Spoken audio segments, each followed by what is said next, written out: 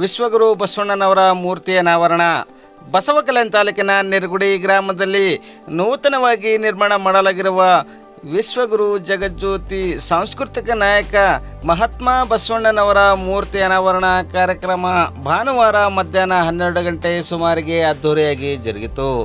ನಿರ್ಗುಡಿ ಗ್ರಾಮದ ಬಸವೇಶ್ವರ ವೃತ್ತದಲ್ಲಿ ಕೂಡಲ ಸಂಗಮದ ಐಕ್ಯ ಮಂಟಪದ ಮಾದರಿಯಲ್ಲಿ ನೂತನವಾಗಿ ನಿರ್ಮಾಣ ಮಾಡಲಾಗಿರುವ ಮಹಾತ್ಮ ಬಸವಣ್ಣನವರ ಮೂರ್ತಿ ಅನಾವರಣ ಕಾರ್ಯಕ್ರಮ ವೈಭವದಿಂದ ಜರುಗಿತು.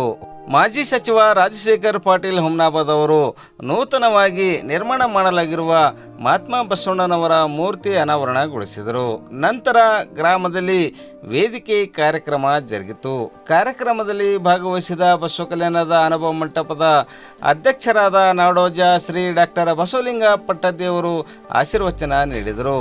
ಸಮಾನತೆ ಹರಿಕಾರ ಜಗಜ್ಯೋತಿ ಬಸವಣ್ಣನವರ ತತ್ವಚಿಂತನೆಗಳನ್ನು ಪ್ರತಿಯೊಬ್ಬರು ಅರಿತು ಬದುಕಿನಲ್ಲಿ ಅಳವಡಿಸಿಕೊಂಡಾಗ ಮಾತ್ರ ಸಮಾಜದಲ್ಲಿ ಶಾಂತಿ ನೆಮ್ಮದಿ ನೆಲೆಸಲು ಸಾಧ್ಯವಿದ್ದು, ಇಂದಿನ ಯುವ ಪೀಳಿಗೆಗೆ ಬಸವಣ್ಣನವರ ತತ್ವಚಿಂತನೆಗಳನ್ನು ತಿಳಿಸಿಕೊಡುವ ಕೆಲಸ ಎಲ್ಲರಿಂದ ನಡೆಯಬೇಕು ಎಂದು ಸಲಹೆ ನೀಡಿದರು.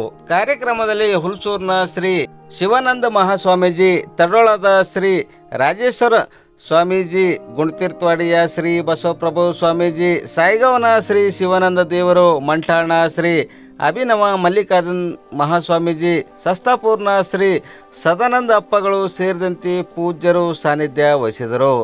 ಮಾಜಿ ಸಚಿವ ರಾಜಶೇಖರ್ ಪಾಟೀಲ್ ಹುಮ್ನಾಬಾದ್, ಬಸವ ಕಲ್ಯಾಣ ಶಾಸಕ ಶರಣು ಸಲಗರ, ಪ್ರಮುಖರಾದ ಬಸವರಾಜ್ ಧನ್ನೂರ್, ವೀರಣ್ಣ ಪಾಟೀಲ್, ಶಶಿಕಾಂತ್ ದುರ್ಗೆ, ಡಾಕ್ಟರ್ ಮಹೇಶ್ ಪಾಟೀಲ್ ಸೇರಿದಂತೆ ಪ್ರಮುಖರು ಗಣ್ಯರು ಕಾರ್ಯಕ್ರಮದ ವೇದಿಕೆಯಲ್ಲಿ ಉಪಸ್ಥಿತರಿದ್ದರು.